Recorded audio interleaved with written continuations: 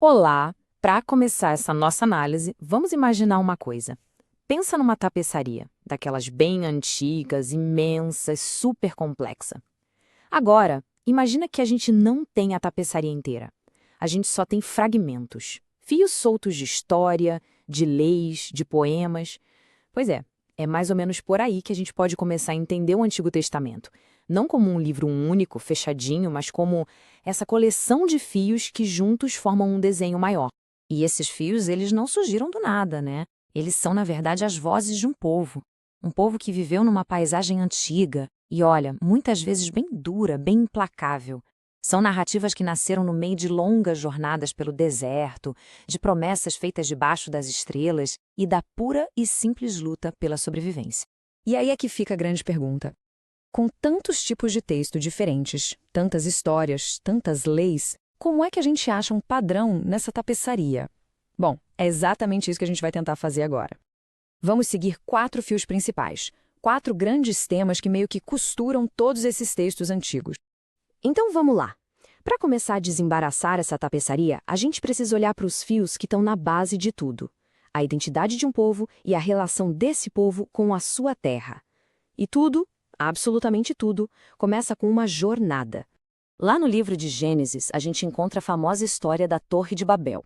Um momento em que, segundo o texto, toda a humanidade falava a mesma língua. Mas a ambição cresceu e o resultado foi que eles acabaram espalhados pela terra. E esse é um ponto de partida crucial, uma história sobre dispersão. Essa dispersão inicial meio que prepara o terreno para o que vem depois. As jornadas épicas de figuras como Abraão, que larga sua terra para trás, e seu neto Jacó, cujas viagens definiram as futuras 12 tribos. A identidade deles é forjada no movimento, sabe? Na busca por um lugar prometido. Mas aí vem a jornada que é talvez a mais marcante de todas: o Êxodo. A fuga da escravidão no Egito, seguida por 40 anos. 40 anos vagando pelo deserto do Sinai. Essa experiência de sofrimento e libertação se torna um evento central que vai moldar a identidade e a fé desse povo. E o que impulsionava essa jornada era justamente essa promessa. Não era só uma fuga, entende? Era para ser um resgate divino. Essa citação do Êxodo resume perfeitamente a ideia de um Deus que age na história para libertar seu povo. Uma crença que vai ecoar por todo o resto dos textos. Certo! Vamos então para o nosso próximo tema. Uma vez que um povo tem uma terra e uma identidade, precisa de regras para viver junto. Então agora vamos seguir o fio da lei e da ordem social. Essa aqui é talvez a lei mais famosa de todas e muitas vezes a mais mal compreendida. No seu contexto original, isso não era um chamado para vingança pessoal. Pelo contrário, era um princípio de justiça onde a punição deveria ser proporcional ao crime. Era para ser um limite para a vingança, não um incentivo. Mas a lei ia muito, mas muito além disso. Como esses pontos mostram, os textos fornecem um projeto completo de sociedade. Tinha regras para tudo, desde rituais de adoração e disputas de propriedade, até um pilar central, que era a proteção dos mais vulneráveis, viúvas, órfãos e estrangeiros. Era um sistema legal, social e religioso, tudo junto.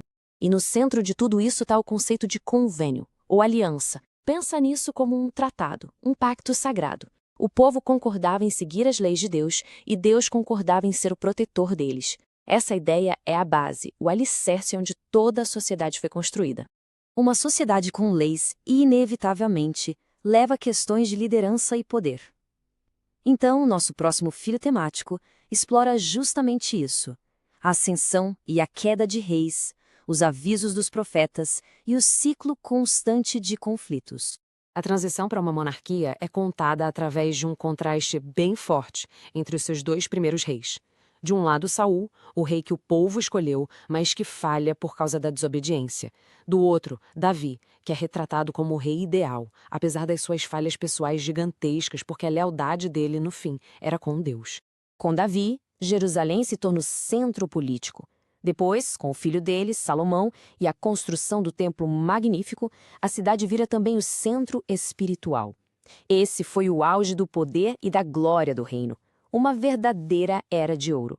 Só que essa era de ouro não durou. A história dos reis que se seguiram é um ciclo bem sombrio de idolatria, corrupção, traição. O reino acaba se dividindo em dois, enfraquecido pela guerra civil, e, no fim, os dois lados são conquistados por impérios estrangeiros. É uma narrativa bem trágica sobre como o poder pode levar à ruína. E isso nos leva ao nosso último e talvez mais pessoal tema. Porque além das grandes narrativas de nações e reis, esses textos exploram as questões mais profundas e atemporais do coração humano, a dor, a perda e a luta para manter a fé. E nenhuma parte do texto lida com isso de forma mais crua do que o livro de Jó. Jó é um homem justo que perde tudo. Essa citação expressa uma dor e um desespero tão profundos que ele chega a questionar a própria existência e a justiça de Deus. A história de Jó se torna uma grande exploração filosófica do sofrimento. Sabe aquela pergunta, por que coisas ruins acontecem com pessoas boas? Os textos não dão respostas fáceis. Em vez disso, eles meio que validam a dor e a legitimidade da pergunta. E, no entanto, no meio desse sofrimento todo, Jó solta essa poderosa declaração de fé. O fascinante é a tensão que isso cria. Não é uma fé cega, sabe? É uma fé que coexiste com a dor, uma esperança que teima em brilhar no meio do desespero. É a afirmação da luz mesmo quando se está cercado pela escuridão. Os salmos já oferecem uma voz diferente, mas que se complementa. Enquanto Jó luta com um Deus que parece distante e injusto, os salmos frequentemente expressam confiança em um Deus que é um protetor, especialmente dos mais vulneráveis da sociedade, como os órfãos e as viúvas. E isso nos leva a uma última pergunta. Pensa bem, impérios surgiram e caíram, cidades foram construídas e destruídas. Por que então essa coleção de textos antigos sobreviveu e continua a ecoar por milênios? Talvez a resposta esteja justamente naqueles fios que a gente seguiu. A busca por origens e por um lugar para pertencer, a necessidade de justiça e de ordem, as lutas com o poder e a corrupção e as questões profundas de sofrimento e esperança. Esses não são apenas temas antigos, são os fios da própria experiência humana.